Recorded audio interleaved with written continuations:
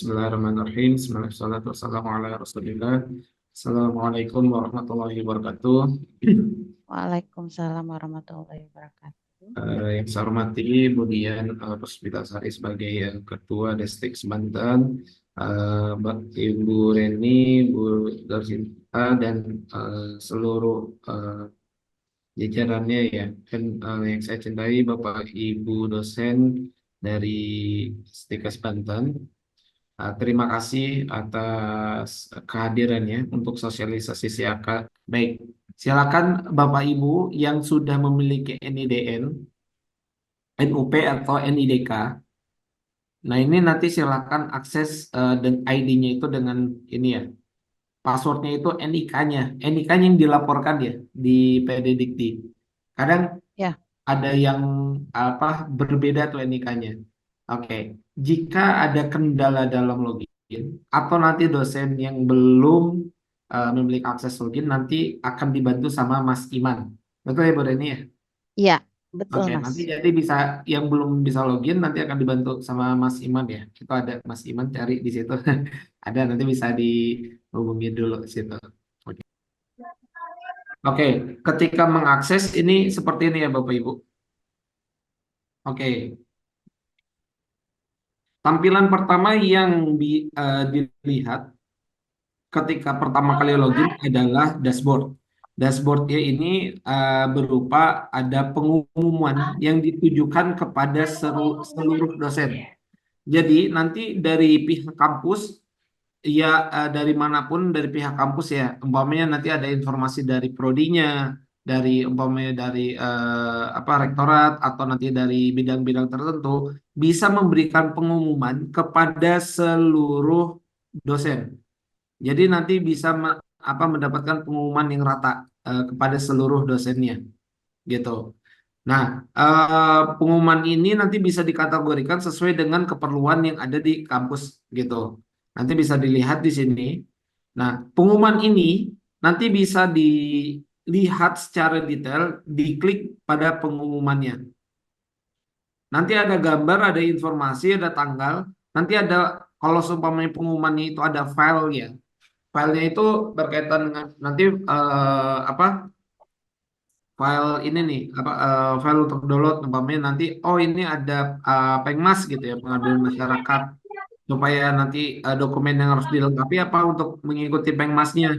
Nah, nanti bisa diuploadkan bagi dan di-download oleh seluruh dosen gitu. Nanti bisa dilihat. Untuk merubah password, silakan ke pojok kanan atas itu nanti ada namanya dosen. Silakan ke pojok kanan atas itu ada namanya dosen, nama dosen, diklik. Nanti ada informasi. Informasi ini berupa sesi semester yang sedang berjalan, referensi, ganti password dan sign out. Sign out untuk keluar ya. Nah, untuk ganti password silakan diubah di sini, ganti password. Diharapkan passwordnya itu tidak sama dengan ID untuk keamanan data. Kenapa? Karena kalau seumpamanya passwordnya terlalu mudah atau passwordnya disamakan dengan ID, takutnya nanti ada yang menyalahgunakan. Contohnya seperti apa? Karena nanti setiap kegiatan absensi perkuliahan itu di apa dilakukan oleh dosen, dosen yang mengabsensikan perkuliahannya, lalu ada apa berkaitan dengan input nilai gitu ya, di input nilai itu dilakukan oleh dosen sendiri. Jika nanti passwordnya itu umpamanya diketahui oleh orang lain bisa disalahgunakan. Jadi diharapkan memang password ini hanya dosen saja yang tahu untuk ini ya. Nanti pihak operator itu tidak perlu dikasih tahu untuk password dosen karena dia punya akses tersendiri. Di sebelah kirinya di sini ada apa lonceng ya, seperti lonceng nanti ada tandanya. Ini tandanya ada 5 pengumuman yang belum dibaca gitu. Ini contoh ada pengumuman, saya baca pengumuman, nah ini nanti 4 tuh di sini. Tandanya ada pengumuman yang belum dibaca di sini. Ada pengumuman ya, sama seperti notifikasi di WhatsApp atau di yang lainnya. Kalau ada yang belum dibaca itu nanti ada di sini. Ini merupakan menu-menu utama yang nanti bisa diakses oleh dosen. Menu pertama yang saya akan jelaskan yaitu menu dari akademik. Akademik ini secara umum dibedakan menjadi dua menu besar, yaitu menu master akademik dan nanti aktivitas per akademik. Jadi nanti aktivitas perkuliahannya ada apa aja di sini. Nah, contohnya dari master akademik ini nanti ada data pribadi, pembimbing dosen PA, skripsi, kerja praktek ini nanti berbeda ya. Kayaknya nggak akan ada di sana. KRS sementara, PA online, terus kesediaan waktu mengajar, terus ulasan mata kuliah, usulan mata kuliah, maaf. Baik, ini saya masuk ke data pribadi dosen. Data pribadi dosen, nanti ada lagi beberapa menu yang berkaitan dengan data pribadi dosen. Di biodata, dosen itu bisa mengupdate biodata sendiri kecuali ID dan beberapa komponen yang tidak bisa diedit ya. Nah, untuk cara ngeditnya kayak gimana? Diklik di sini, update biodata. Nah, ketika diupdate nanti dosen itu bisa mengubah.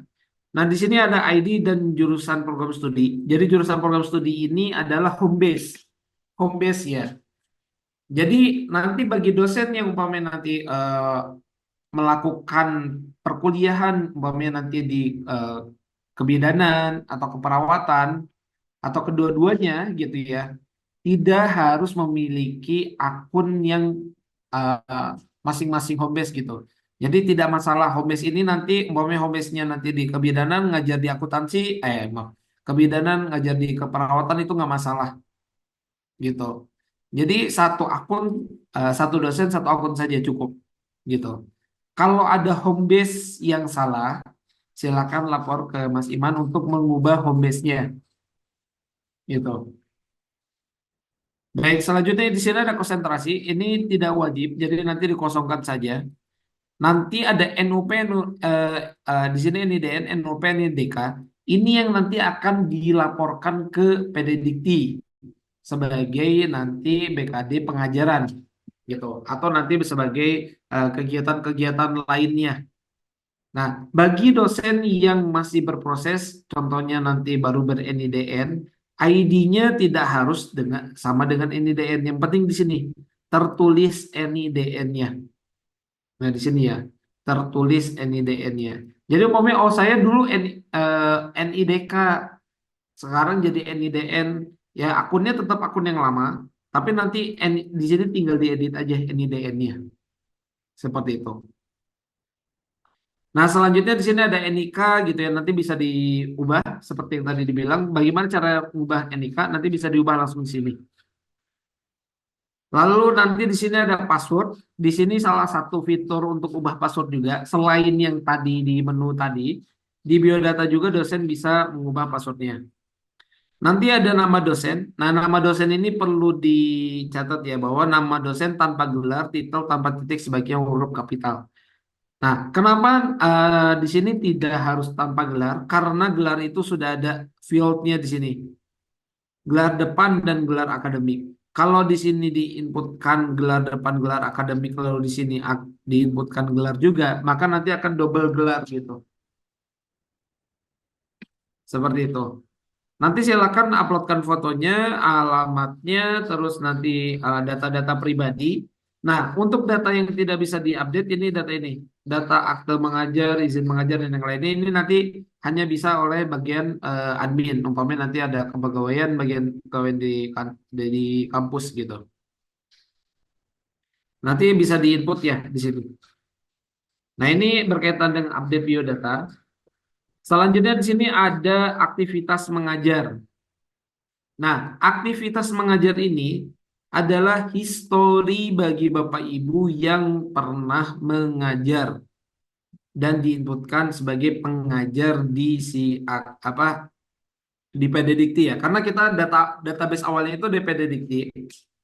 Jadi ada kemungkinan data dosennya ini, perasaan saya nggak pernah mengajar kelas ini, tapi kok ada ya? Berarti ada apa ikut numpang ya bahasanya, ikut numpang untuk dosen nggak mengajar, tapi diserahkan BKD-nya mengajarnya ke dosen tersebut, gitu. Nah, di sini kita bisa melihat histori yang sudah diinputkan dari awal paling tua ya. Ya nanti paling tuanya di semester berapa itu nanti bisa dilihat. Di sini bisa dilihat dari tahunnya.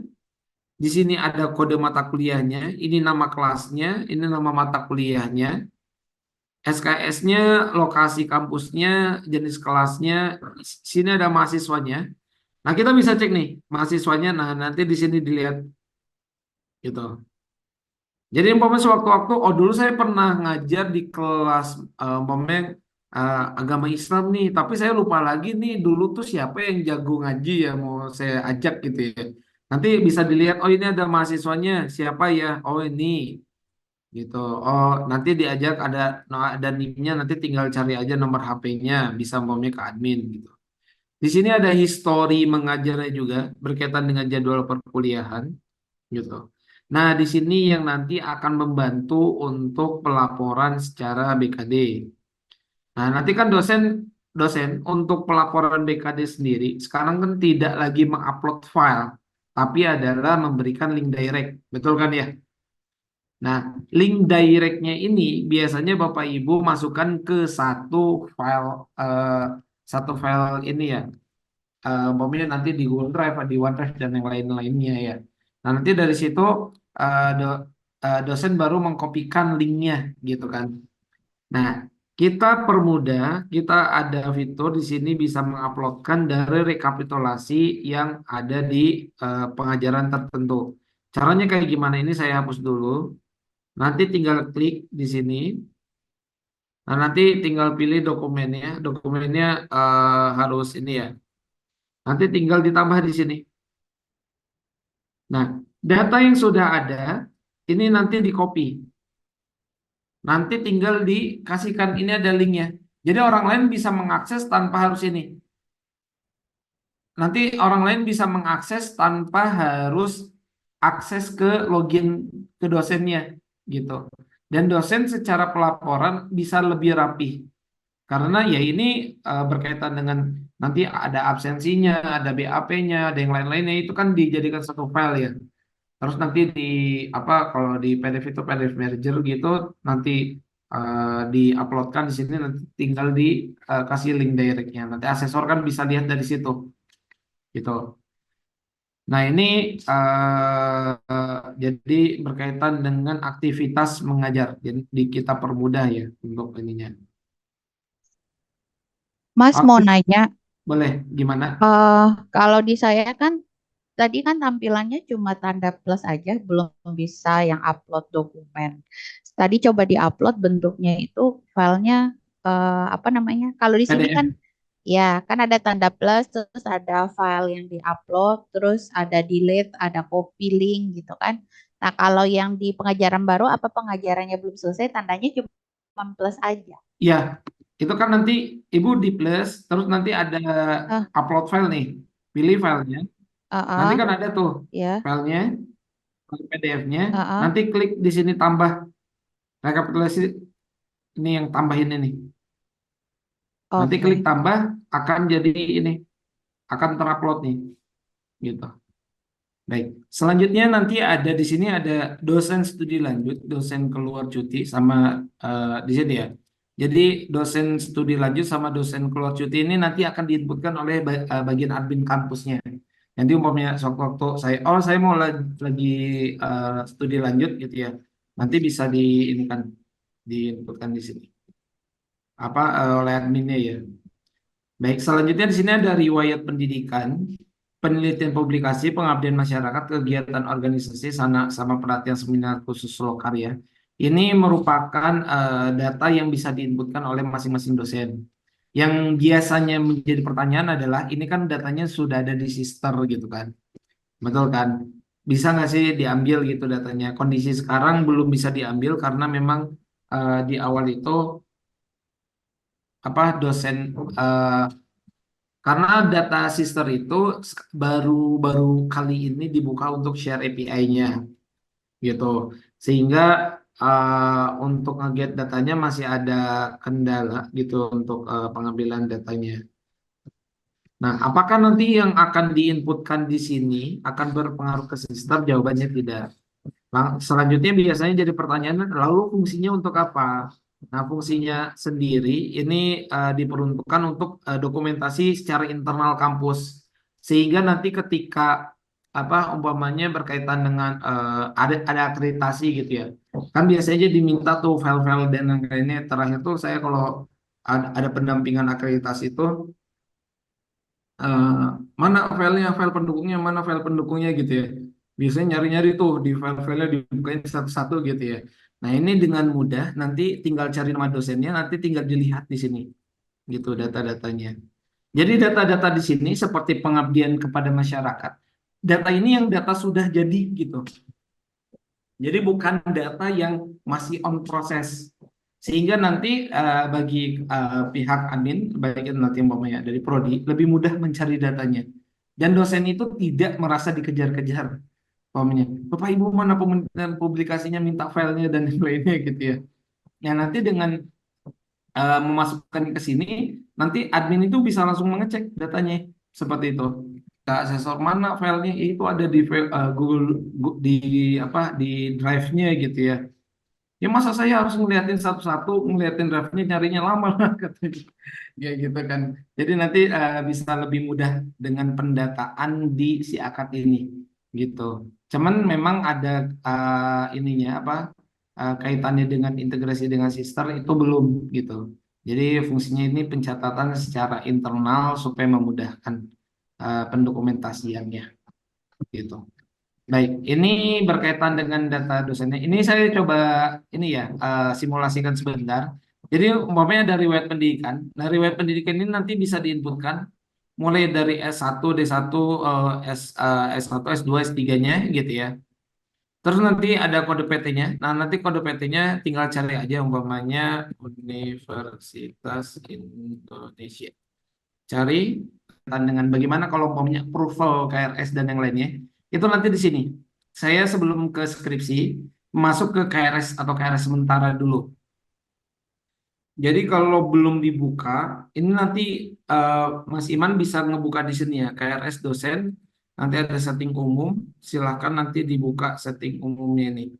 Gitu. Ini saya contoh. Baik, di sini sudah muncul. Jadi nanti eh, dosen itu kalau seumpamanya waktunya sudah dibuka akan muncul seperti ini. Jadi Mas Iman nanti bisa dilakukan pembukaan sekarang ya, coba supaya nanti dosen ada user experience ya.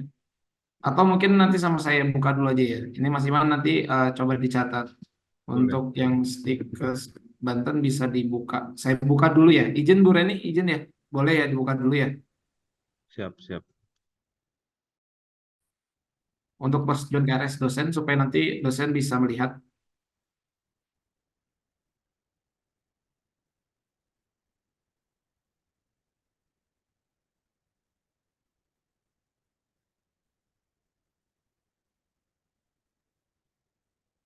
Oke, silakan Bapak Ibu, silakan untuk di refresh. Untuk yang sebagai dosen PA harusnya di ganjil itu udah muncul. Nah, di sini nanti bisa dicek semesternya. Ini contoh saya semester di ganjil ya. Sini semester lampau. 10 genap. Oke, ini bisa dicek secara detail di mana statusnya apakah mahasiswanya sudah aktif atau ternyata sudah dikeluarkan karena kan data lampau ya. Oh ini udah dikeluarin, ini nonaktif, ini masih aktif. Nanti bisa dilihat secara detail di dia program studinya, NIM-nya, namanya siapa, nama mahasiswanya, ada nomor HP-nya, ada angkatannya, ada IPK terakhirnya dia berapa. Jadi nanti bisa kelihatan IPK terakhir dia berapa nih di sini ketika persetujuan KRS-nya. Lalu statusnya, status di biodatanya ini, apakah dia aktif, dikeluarkan nonaktif dan yang lainnya. Lalu nanti status KRS, apakah sudah ngambil KRS atau belum gitu. Nanti kalau sudah diambil, bisa dilihat di sini. Statusnya sudah ambil. Kalau belum, belum ambil. Kalau sudah ambil dan sudah ada nilainya, di dalamnya nanti ada informasi sudah ada nilai. Gitu. Nanti ada statusnya di sini ada persetujuan. Status persetujuannya apakah di sini bisa dilihat ya. S itu disetujui, T itu tidak disetujui, B itu belum disetujui. Jadi nanti bisa dicek di sini mana yang sudah disetujui, mana yang belum disetujui dalam status pengambilan KRS-nya. Yang sudah disetujui nanti mahasiswa bisa diabsensikan perkuliahannya. Jadi kalau umpamanya mahasiswanya belum disetujui oleh dosen PA, nanti ketika KRS itu tidak akan bisa diabsensikan perkuliahannya, gitu. Jadi umpamanya mahasiswanya tidak melakukan KRS berarti tidak akan ini, tidak akan apa, tidak akan ada di absensi perkuliahan juga, gitu. Nah, di sini kita bisa cek umpamanya kalau ada nilai D dan E, nanti ada informasinya di sini. Oh, ini ada D, mata kuliahnya apa aja? Akuntansi dasar 2 sama statistika 1. Ini nanti ada informasinya. Jika ada nilai D dan E. Bagaimana cara menyetujuinya? Jika ingin menyetujui tanpa melihat mata kuliah apa saja yang diambil, tinggal dicentang, simpan. Atau tadi di sini bisa cek sebenarnya mata kuliah yang sudah diambil ya. Atau ternyata, oh, ada satu mata kuliah atau dua mata kuliah yang tidak akan disetujui. Nanti tinggal diedit, nanti tinggal dibuatkan di sini. Nah, nanti ada statusnya disetujui atau tidak disetujui. Gitu. Nah, yang tadi Bu Reni tanyakan, catatannya di mana di sini? Gitu. Catatan dosen untuk mahasiswanya. Namanya di sini semangat berkuliah, kejar IPK-nya. Oh, gitu ya. Proses. Nah, ini nanti catatannya yang akan dilihat oleh si mahasiswa gitu. Nah, seperti ini jadi untuk persetujuan KRS-nya. Ya nanti untuk KRS ini bisa dilihat detail ya. Nah, jadi saling korelasi tadi antara KRS di sini dengan pembimbing akademik. Kalau seumpamanya bagi dosen PA itu untuk data di sini sudah lengkap ya, umpamanya, oh ya udah IPK-nya udah bagus, ya udah nanti tinggal saya setujui. Atau ternyata pengen lihat secara detail nilai lampaunya, nanti dilihat di data dosen PA-nya yang tadi, pembimbing akademiknya. Atau mau lihat masalah keuangannya dan lain-lainnya. Momennya, kok mahasiswanya belum ambil KRS ya? Oh, kemungkinan kayaknya belum bayar kuliah. Kita cek aja di sini di biodatanya tadi di pembimbing akademik di histori pembayaran si mahasiswa apakah sudah bayar atau belum. Kalau udah bayar kan harusnya bisa langsung KRS gitu. Karena nanti modul keuangan dan modul akademik ini saling terintegrasi di mana mahasiswa yang belum membayarkan keuangan dengan syarat minimal yang sudah ditentukan, dia tidak bisa melakukan KRS.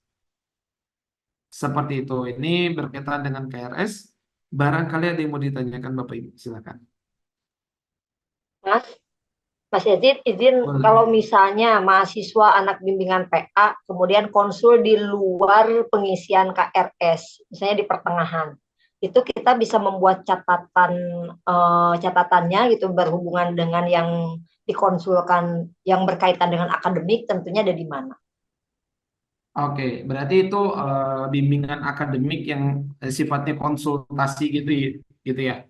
Ya, betul. Oke, baik ini nanti akan dijelaskan di semester di menu selanjutnya, gitu ya. Akan dijelaskan di menu selanjutnya. Tapi nanti ada beberapa kondisi yang menjadi apa aturan dari si akad ya. Oke, selanjutnya kalau seumpamanya tidak ada pertanyaan, saya melanjutkan di sini bimbingan online, PA online. Nah, di sini pembimbing akademik online. Pembimbing akademik online ini untuk tadi sebenarnya dibukakan untuk melakukan eh, bimbingan online, tapi dengan catatan seperti ini. Bimbingan online ini bersifat satu arah. Satu arahnya seperti apa? Di mana nanti dari admin akan membuatkan pertanyaan yang sama kepada seluruh mahasiswa. Contoh, setting pertanyaannya. Apakah Anda memiliki kendala dalam di sini ya, pembelajaran, masalah pribadi, pengajar, dosen, fasilitas kampus, pelayanan administrasi? Nanti kalau pertanyaannya dia jawab iya, nanti dia bisa menjelaskan permasalahannya seperti apa. Gitu. Nanti bagi dosen PA bisa melihat jawabannya seperti apa. Catatannya karena tadi satu arah, dosen PA itu tidak bisa membalas untuk yang dilaporkan oleh si mahasiswanya. Jadi makanya saya bilang catatannya itu satu arah. Kenapa? Karena tadi pertanyaannya dibuatkan sama, serupa kepada seluruh mahasiswa. Mahasiswa akan menjawab, dosen PA-nya bisa monitoring jawaban. Interaksinya kayak gimana yang dilakukan nanti dosen dengan mahasiswa? Sebenarnya nanti ada fitur chat. Jadi chat itu nanti ada chat antar ini ya, antar dosen dan mahasiswa atau nanti bisa dibuatkan grup tersendiri. Nanti ada fitur chat ya, bisa gunakan fitur chat. Oke, oke. Nanti saya coba buat ada kirim video singkatnya juga ini saya coba cek dulu ya. Harusnya sih nanti ada muncul di sini rekap-rekap berkaitan dengan pertemuannya ya. Oke, ini harusnya muncul ya. Nanti saya coba cek dulu ini kenapa tidak muncul ya. Eh, Intinya dalam pertemuan tadi itu satu arah. Nah, untuk yang fitur chat itu di sini Ibu, silakan akses ke modul skripsi. Nah, nanti akan didirect modul skripsi ini akan didirect ke portal baru. Nah, kita nanti akan memindahkan satu persatu ya dari yang menu yang lama ini ke portal baru gitu. Nah, di pojok kiri bawah itu ada fitur chat nanti. Nah, fitur chat ini nanti bisa digunakan, bisa chat antar dosen ke mahasiswa, mahasiswa ke dosen atau mahasiswa dosen ke mahasiswa gitu. Selain itu nanti ada bimbingan skripsi, bimbingan proposal, itu nanti akan muncul juga di sini. Setiap kali nanti mahasiswa yang melakukan bimbingan akan menjadi thread dalam sini. Nah ini contohnya dia melakukan bimbingan beberapa kali, bimbingannya. Nanti bisa dicek di sini, gitu. Nanti ada grup juga nih, ada thread terbaru bahwa dia sudah melakukan bimbingan tugas akhir. Nah, di sini gitu. Jadi nanti bisa dicek perbimbingannya threadnya kayak gimana gitu ya. Di sini. Nanti cara chatnya menggunakan fitur chatnya kayak gimana? Nanti di sini percakapan baru, tinggal cari namanya gitu. Contoh saya mau cari namanya. Nah, ini ada tuh. Ini sebagai mahasiswa nih, angkatan 2018. Gitu. Nanti bisa chat langsung ke mahasiswanya atau nanti mau chatnya ke tinggal cari nama aja ya di sini. Nanti ada pembedanya. Nah, di sini kan ada sebagai dosen, ada sebagai mahasiswa itu bisa kelihatan di sini. Gitu. Ini fitur chat yang nanti kalau tadi Bu Ella bilang bimbingannya atau interaksinya kayak gimana? Tadi bisa digunakan fitur chat yang ini. Tapi untuk pertanyaan awal, untuk yang tadi settingan awal itu di yang tadi untuk pertanyaan PA online-nya itu nanti di sini harusnya muncul ya. Nanti saya coba cek lagi. Nanti di sini tuh di fitur chat yang terbaru ini nanti digunakan untuk ini chat personal to personal atau nanti grup. Ya, yang menjadi catatan fitur chat ini tadi kan fungsinya nanti personal to personal atau nanti untuk bimbingan skripsi ya, skripsi atau tugas akhir ya. Nah, kalau personal to personal itu hanya bisa dilihat oleh pencetnya aja. Baik itu nanti secara personal nanti orang ke orang, nanti dosen ke mahasiswa, mahasiswa ke dosen, itu hanya bisa dilihat sebagai ya oleh orang-orang tersebut. Kalau grup nanti grup yang tersebut aja yang bisa dilihat gitu ya. Sedangkan jika ada di sini kan ada pesan thread untuk bimbingan tugas akhir ya. Nah, bimbingan tugas akhir ini nanti bisa dimonitoring oleh admin. Chatnya itu bukan hanya dibaca secara grup thread ya, thread yang di sini, tapi nanti admin juga bisa memantau berkaitan dengan bimbingan yang nanti dilakukan di sini. Fungsinya untuk apa? Kenapa kok admin boleh lihat chat secara personalnya kita gitu ya? Nah kan tadi difungsikan tadi ada dua. Kalau personal secara pribadi itu tidak akan bisa dilihat kecuali antar personal. Sedangkan chat grup untuk tugas akhir, bimbingan pertemuannya nanti bisa dilihat supaya nanti bisa melihat ini kalau mahasiswanya ada mandek gitu ya atau nanti ada kendala kok nggak lulus nanti yang salah ini adalah dosennya yang tidak melakukan bimbingan atau ternyata mahasiswanya yang nggak melakukan bimbingan gitu. Jadi nanti bisa diarahkan, umpamanya ada orang tua yang datang ke kampus, kok anak saya nggak lulus-lulus, kenapa kendala dan lainnya. Kita bisa lihat tuh di monitoring, nih bimbingan saja anaknya baru melakukan 2 kali bimbingan, harusnya kan udah 8 dan 6 gitu ya. Ini baru 2 kali bimbingan, dilihat tuh bimbingannya, ternyata bimbingannya udah di-approve, tapi ya memang nggak ada lanjutannya, nggak taunya, atau nanti ada kasusnya, oh ini nggak di-approve, nah ini approve gitu kan. Apakah dosennya yang memiliki kendala dalam ini, umpamanya nanti sedang ada kegiatan yang lain-lainnya, nanti bisa mungkin diarahkan ke dosen yang lain gitu, sehingga nanti progres untuk tugas akhirnya bisa dilihat. Dan eh, biasanya untuk menghindari masalah dari orang tua ya yang menanyakan apa, kok anak saya nggak lulus-lulus ya, jadi nanti bisa bisa dimonitoring di sini. Jadi nanti di fitur skripsinya ada ya, nanti ada di fitur skripsi. Dan nanti bimbingan tugas akhir juga bisa dilihat di sini. Nanti akan muncul, nanti ada bimbingan pengajuan sidang dan lain-lainnya, nanti akan muncul di sini bimbingan-bimbingan mahasiswanya. Mas Yazid, itu bimbingan yang tampilan di situ kan tadi ada ada file ya yang dikirim atau ada chat yang didiskusikan. Itu nanti ke delete otomatis atau bisa di delete atau itu permanen nggak bisa di delete sebagai bukti percakapan atau bukti bimbingan dan sebagainya? Gimana? Bisa di delete Bu. Jadi Oh, nanti bisa delete. di sininya bisa di delete, cuman nanti ada notifikasinya seperti ini. Nanti pesan dihapus. Nah, ini. Oke.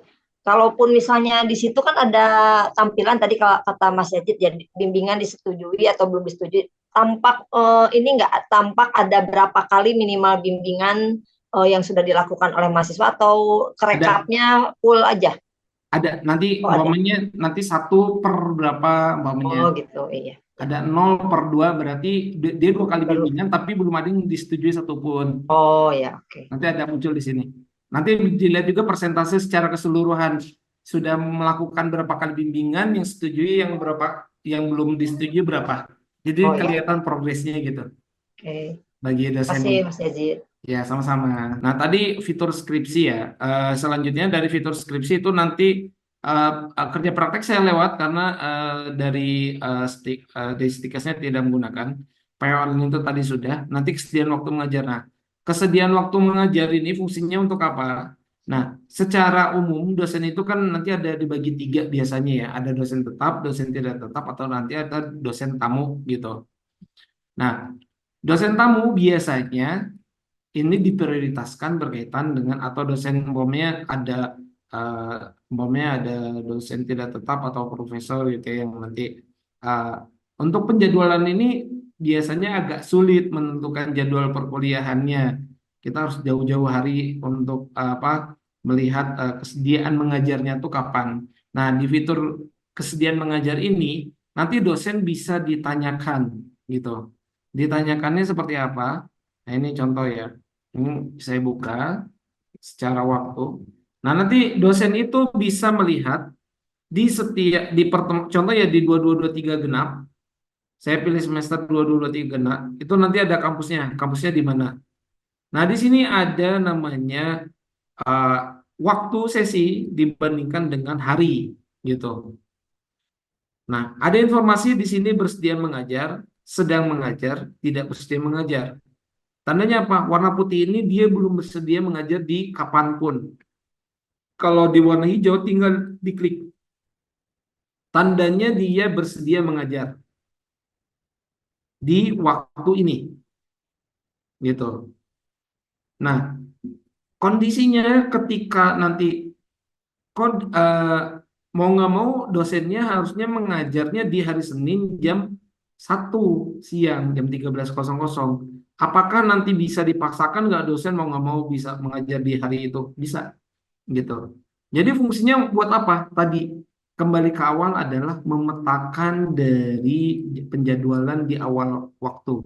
Sehingga nanti Bapak Ibu dosen yang nanti umpamanya diinformasikan ya ke dosen-dosen tertentu, Bapak Ibu dosen silakan untuk Bapak Ibu dosen di semester depan bisa mengajar di hari apa saja silakan diplot di sini ya. Nanti kita akan prioritaskan untuk jadwal tersebut gitu. Ini nggak semua dosen ya. Kalau semua dosen di seperti ini kan kasihan tuh yang buat jadwal, pusing tuh. Gitu ya. Jadi nanti untuk di beberapa dosen saja nanti bisa diarahkan supaya nanti bisa mengisi. Nah, sehingga nanti dari sisi pembuat jadwal bisa melihat, oh ini dosennya apa available-nya kisaran di sesi berapa. Nanti dari sesi berapa di hari apa saja gitu. Jadi nanti bisa disesuaikan untuk waktunya tadi seperti itu ya. Selanjutnya di sini ada usulan mata kuliah. Usulan mata kuliah ini berupa apa? Nanti kan biasanya ada kaitannya dengan dosen. Oh, dosen ini apa? eh, Biasanya ada per, apa pendefinisian yang banyak ya di kampus ini untuk fitur usulan.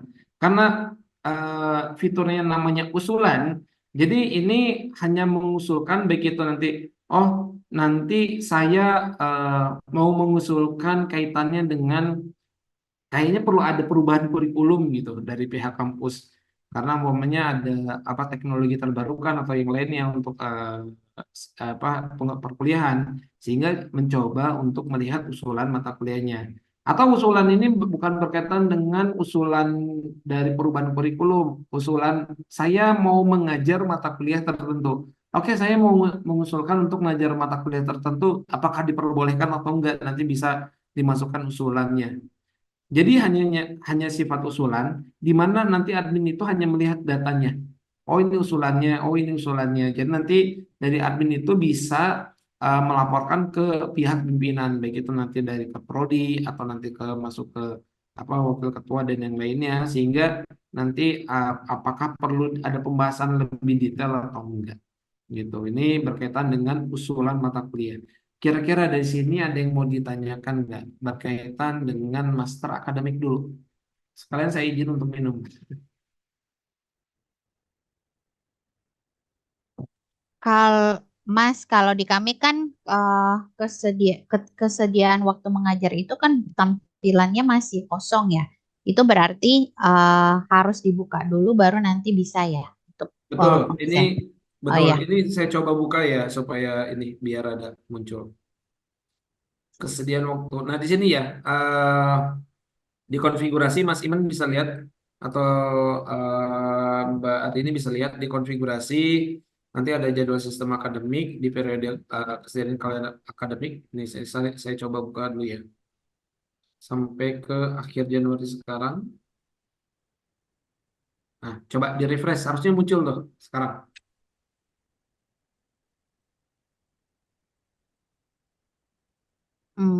Kita refresh dulu ya. Ya, muncul udah. Oke, sudah muncul ya. Oke. Ya, Nah, siap. saya batasi sampai tanggal 31. Jadi nanti sewaktu-waktu tadi ke depannya Ibu menginformasikan ke beberapa dosen ya untuk Bapak Ibu yang mau apa diberikan prioritas silakan ajukan apa kesediaan waktu mengajarnya di awal waktu supaya kita bisa melihat gitu plot untuk nanti di semester next semesternya gitu bahasanya gitu ya gitu. Barangkali itu dari apa namanya lagi diatur barangkali sama Bu Feni atau Ibu Kaprodi yang ada di sini barangkali Mas, tapi nanti koordinasinya sama Bu Eca barangkali dosen-dosen Boleh, terkait dengan hal itu ya. siap.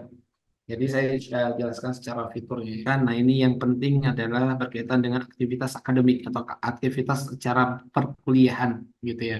Di akademik saya lanjut ke aktivitas akademik. Nah secara aktivitas akademik ini fungsinya untuk apa? Jadi fungsinya untuk melihat kegiatan baik itu nilai, presensi perkuliahan, di sini bahan kuliah, tugas kuliah sampai ke jadwal dosen.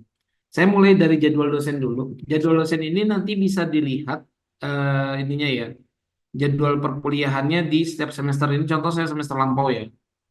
Nanti bisa terlihat nih di sini jadwal kuliahnya kisaran di hari apa saja, gitu. Nanti di hari apa saja bisa dilihat di sini. Nanti ada tulisan gabung atau tidak. Nah, fungsinya untuk apa? Informasi gabung atau tidak? Kalau tidak ini, pasti hanya ada satu prodi aja dalam satu kelasnya. Kalau gabung, ini kemungkinan ada dua prodi dalam satu kelas. Gitu. Umpamanya nanti ada mata kuliah umum seperti umpamanya bahasa Indonesia agama gitu ya, ada penggabungan kelas. Nanti ada tulisan dia berarti itu di satu kelasnya itu ada informasi dia dari prodi mana aja gitu. Selanjutnya untuk jadwal ujian, nah jadwal ujian di sana tuh kalau nggak salah mengikuti jadwal kuliah ya, lanjutan kuliah betul ya?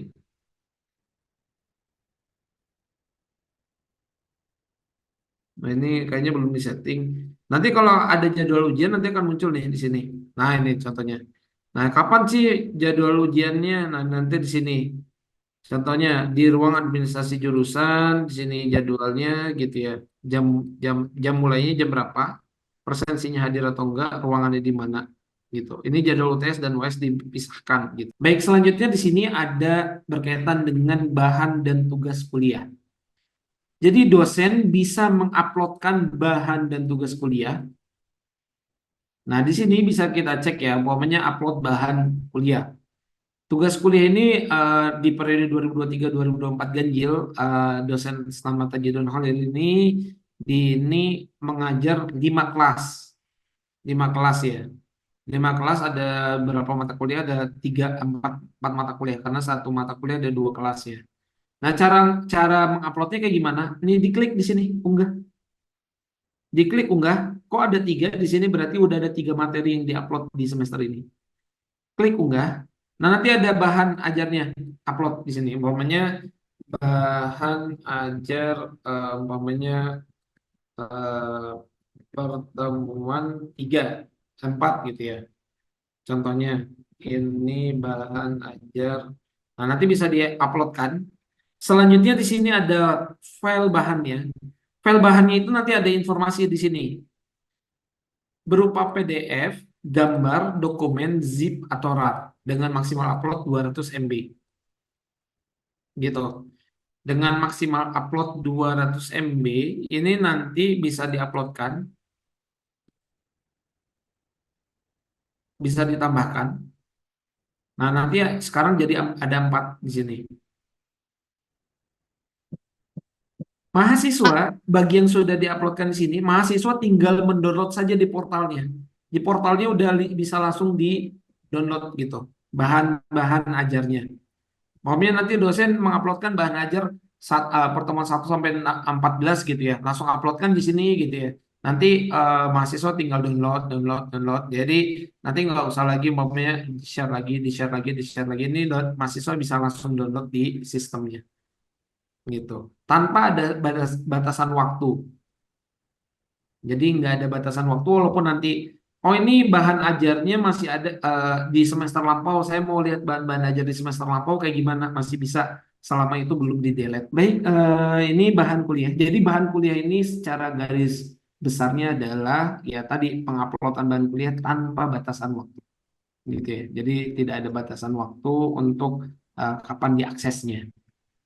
Nah, yang menjadi pembeda dengan tugas kuliah adalah tugas kuliah ini ada batasan waktunya, gitu. Nah, di sini tugas kuliah sama dosen bisa memberikan tugas kuliah, gitu ya.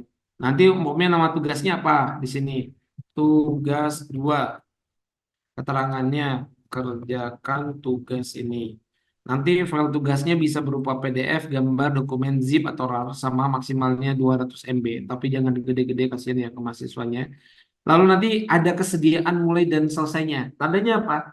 Mahasiswa itu bisa mengakses tugas dan mengupload tugas. Sorry. Untuk melihat filenya itu, tugasnya itu sesuai dengan waktunya. Jadi, eh, melihat tugasnya, sorry, saya ralat. Melihat tugasnya itu ada bisa dilihat ini ya.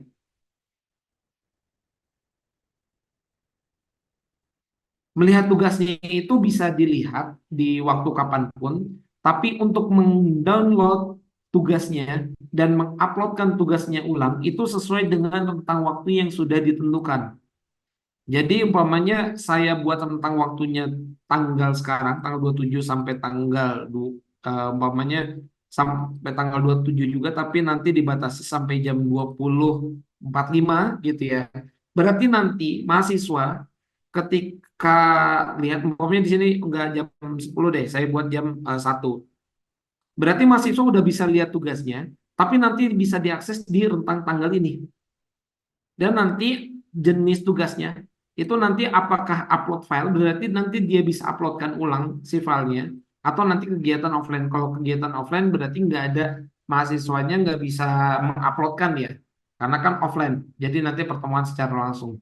Jadi kalau menguploadkan file tunggal, nanti kita batasi maksimal dalam ukuran filenya berapa. Tadi kan maksimalnya di sini 200 ya, umpamanya supaya mahasiswanya nggak gede-gede ketika upload, kita buat ya umpamanya 5 MB, 10 MB gitu ya. Selanjutnya di sini boleh mengirim ulang atau enggak. Tandanya apa? Boleh mengirim ulang atau enggak? Karena dia jenisnya tugas upload file tunggal. Selama rentang waktu ini, dia umpamanya, oh ada salah, saya mau uploadkan ulang. Diperbolehkan enggak? Kalau umpamanya terbolehkan, ya berarti selama rentang waktu ini, dia boleh menguploadkan ulang selama dibuka. Kalau tidak, berarti dia hanya satu kali upload, udah nggak bisa direvisi sama sekali, gitu. Nah ini tergantung nanti kebijakannya itu ada di masing-masing dosen. Nah, file yang sudah di-uploadkan atau tugasnya nanti tinggal diklik di sini, oh ini tugasnya yang mana gitu ya. Nanti bisa dilihat nih, tugas mengumpulkan, nanti bisa dilihat di sini, lihat. Nah, nanti di scroll ke bawah dilihat nih, nah, ada mahasiswa. Ini ada Pandu gitu ya. Dia mengirimkan tugasnya kapan? Nah, ini sudah tugas, nanti ada catatan tuh untuk dosennya gitu. Nanti filenya bisa di-download langsung di sini. Nah, di sini ada filenya bisa dilihat. Ya udah. Jadi ini sebagai pencatatannya gitu. Untuk si tugasnya. Jadi nanti bisa dilihat mana mahasiswa yang sudah mengumpulkan tugas dan belum. Gitu. Ini buat tugas. Jadi tugasnya bisa dilihat kapanpun, tapi pembatasan waktu untuk upload dan melihat file tugasnya itu hanya di rentang waktu yang sudah ditentukan oleh masing-masing dosen. Kalau seumpamanya diperbolehkan untuk mengupload mengupload ulang gitu ya. Nanti bisa di sini, umpamanya di sini boleh diedit, nanti tinggal diedit. Nah ini uh,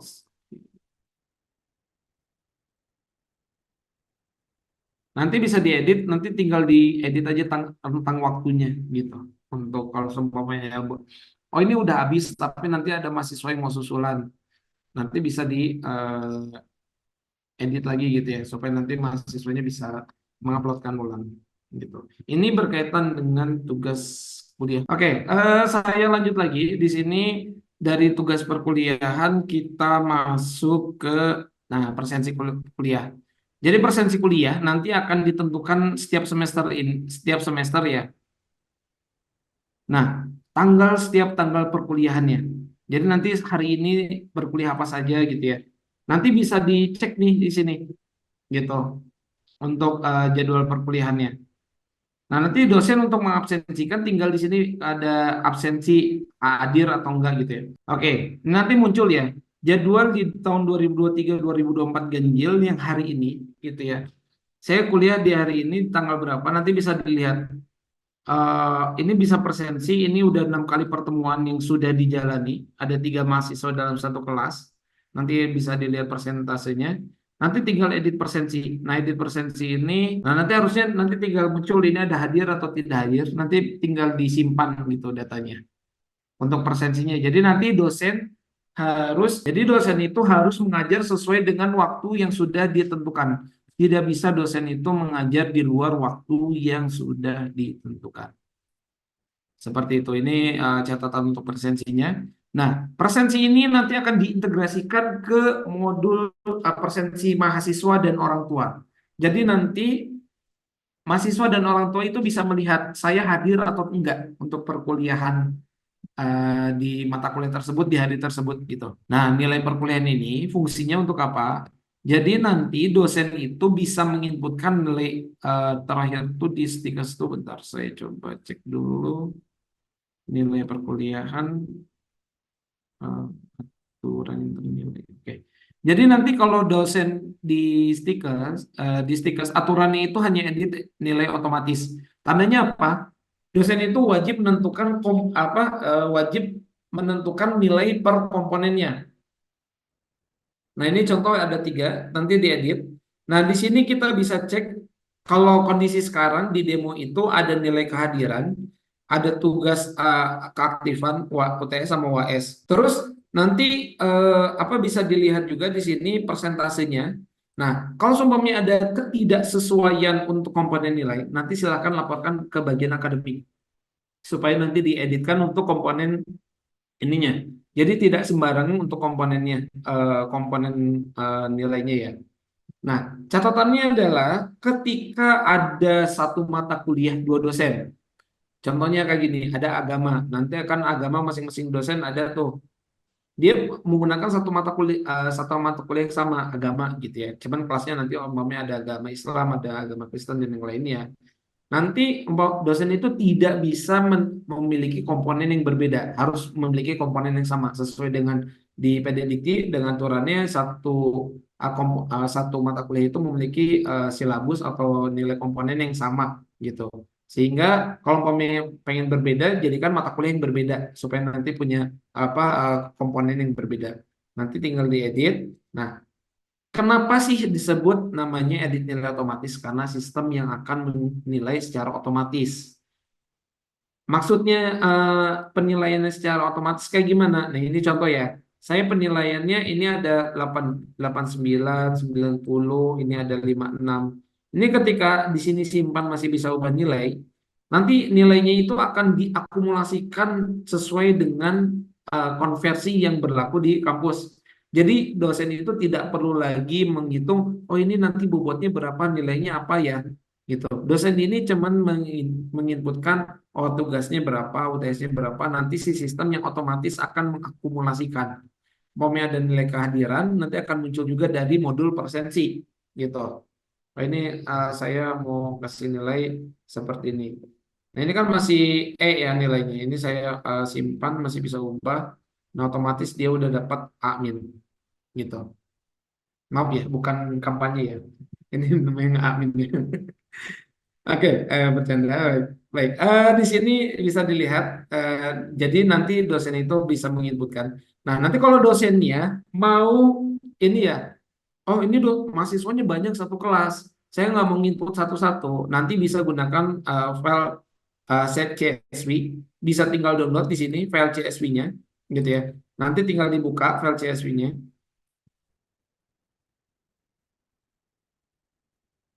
Nah, kalau file CSV-nya bentuknya seperti ini, nanti tinggal di sini diupdate. Nah, ini mohon dicatat Bapak Ibu, kalau bentuknya seperti ini supaya dipisahkan seperti apa ya. Jadi nanti eh, di blok dulu kolom A-nya, masuk ke data. Nah, dari menu data ini masuk ke text to column. Dari Ulang, text Mas. Oke. Ini ya. Jadi di blok dulu kolom A-nya. Kolom A-nya di blok. Terus Ya. nanti masuk ke menu data, pilih text to column.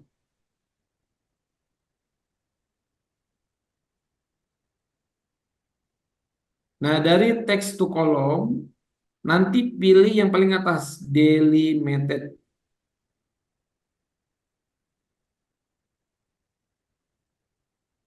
Nanti delimited, pilih next.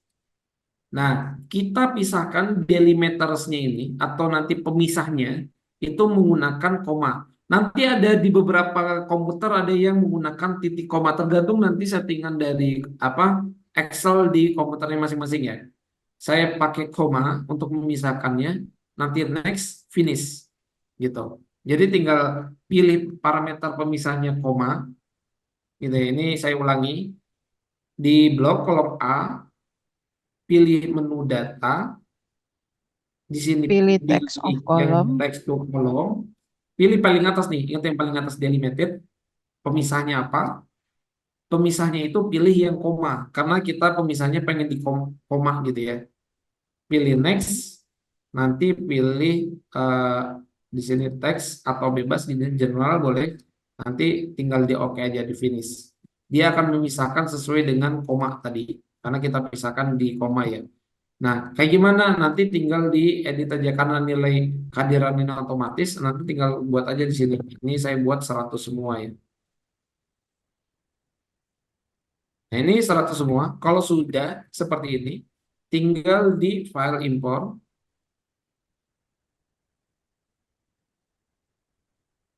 Nanti tinggal pilih file yang tadi. Nah, delimiter di sini, delimiternya karena kita tadi sudah pindahkan teks to kolom, biasanya ya, ini bukan koma lagi, tapi nanti jadi titik koma. Nah, delimiternya ini bukan pakai koma lagi, biasanya pakai titik koma. Makanya tadi saya berbeda, bisa beda antara satu komputer saya dengan komputer yang lain. Ini nanti dicobanya gini aja. Kalau gagal pakai koma, kalau gagal pakai titik koma, ganti sama koma. Gitu ya catatannya. Ini saya pakai titik koma, tinggal import file. Nah, nanti udah langsung keganti yang di sini. 100 gitu ya. Nah, ini yang nggak keganti kenapa ya? Yola tidak terganti. Nah, yang Yola nggak keganti kenapa? Karena NIM-nya ada perubahan nih. Depannya kan harusnya 000 tuh. Nah, di sini 00 ya. Nah, di sini nggak ada. Nah, ini pastikan harus jadi tidak ada perubahan secara NIM. Gitu. Ini nggak akan keganti ketika nggak ubah. Ini yang lain keganti gitu. Nah, kalau sudah kayak gini, ini kan ada informasi A amin gitu kan. A ini adalah nilai terbarukan. A min ini adalah nilai lama. Tandanya apa? Jika ada perbedaan antara A dengan A min, antara nilai terbarukan dengan nilai lama, dia akan ditandai warna biru. Tandanya ada perbedaan data gitu. Nah, kalau ini kan nilai yang dalam kurung ada nilai akhir yang dilihat dari sisi mahasiswanya. Kalau seumpamanya pengen disamakan seperti apa? Kita harus menyimpan datanya. Jadi nanti harus di checklist semuanya, disimpan, nanti simpan di sini. Nah, dia akan nge-refresh menjadi AA, bukan jadi A min lagi. Gitu. Nah, ini seperti ini. Ini dari sisi penginputan nilainya. Baik, menu-menu selanjutnya sebenarnya tidak banyak yang di apa di untuk perkuliahan ya. Nah, di sini untuk menu kuesioner. Kuesioner ini nanti ada kuesioner layanan, rekap kuesioner dosen sama hasil kuesioner dosen. Jadi kuesioner layanan ini fungsinya untuk apa? Jadi nanti mahasiswa maaf, dosen bisa menilai layanan yang ada di kampus tergantung nanti dari kuesioner yang dibuatkan.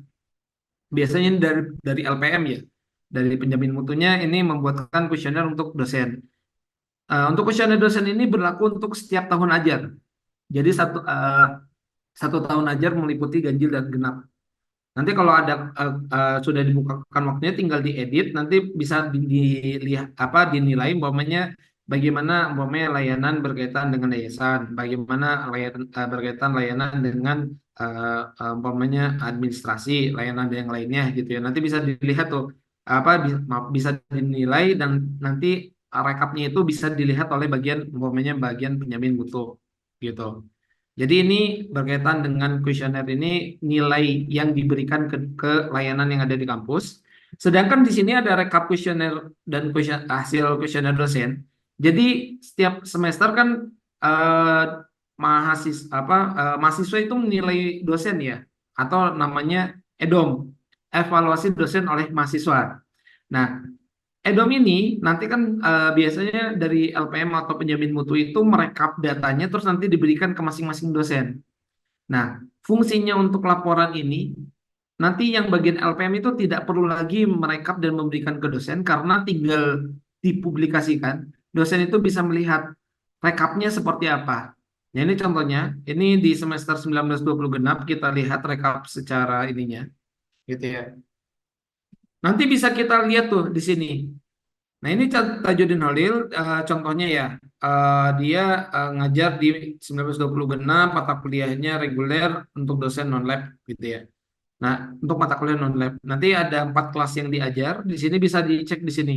Oh, di sini ada nilainya. Nah, ini ada satu mahasiswa, ini ada jumlah 0 mahasiswa respondennya. Nanti bisa dilihat tuh penilaiannya seperti apa. Jadi nanti dilihatkan dari rata-rata nilainya. Yang menjadi catatan adalah jawaban ini adalah rahasia, bersifat rahasia. Dosen tidak bisa melihat secara personal mahasiswa ini menilai apa. Jadi umpamanya kalau satu mahasiswa yang menilai ya otomatis bisa terlihat gitu ya penilaiannya seperti apa. Tapi nanti kalau umpamanya masih ada jumlah mahasiswanya banyak, ini nanti akan menjadi rata-rata gitu ya, rata-rata untuk penilaian si dosennya gitu. Nah, ini berkaitan dengan kuesioner ini. Nanti bisa dicetak juga. Apa sih bedanya rekap dengan hasil? Kan kalau hasil secara detail ya, ada pertanyaan-pertanyaannya. Sedangkan untuk yang rekap ini hanya tulisannya seperti ini. Contohnya, 1920 ganti, 1920 genap, regular non-lab.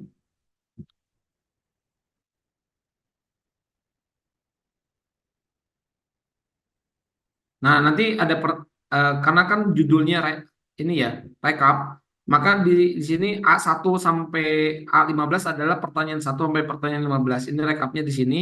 Nanti ada respondennya satu orang di sini. Ini ada kesimpulannya, ada rekomendasi atau enggak, ini tergantung nanti si pembuat pertanyaan. Jadi nanti pembuat pertanyaan ini apakah nanti ada judulnya, apakah dosen ini direkomendasikan semester depan lagi atau enggak gitu. Kalau tidak ada berarti nanti nggak akan muncul di sini. Ini hanya contoh saja ya. Jadi nanti pembuatan kuesioner itu dinamis tergantung nanti pihak kampus. Biasanya ini diserahkan ke bagian penjamin mutu kampus. Gitu ya. Nah, ini hasil kuesioner. Kuesioner. Selanjutnya sistem password ini hanya untuk merubah passwordnya gitu ya. Selanjutnya di sini ada download panduan materi. Jadi download panduan materi ini seperti Google Drive-nya kampus. Jadi kan umpamanya ada Google Drive kampus yang bisa diakses semua dosen gitu ya. Tapi kan nanti dosen yang memiliki apa akses aja yang bisa mendownload gitu ya. Contoh nanti ada berkaitan dengan panduan umpamanya Spenmaru atau panduan untuk lanjut uh, apa S3 gitu ya. Atau nanti ada beasiswa S3 gitu ya. Nanti ada panduan akademik kayak gimana atau panduan skripsi kayak gimana gitu ya. Atau panduan KP kayak gimana nanti bisa diuploadkan oleh bagian admin. Jadi yang upload admin, yang lihat itu nanti semua dosen. Jadi nanti dosen itu umpamanya, oh saya mau ngajuin cuti, ya lihat aja di sini. Oh form pengajuan cutinya kayak gimana, tinggal download di sini. Oh ini nanti ada form pengajuan cutinya, tinggal kita lihat aja, gitu. Seperti itu ini jadi seperti Google Drive-nya kampus ya.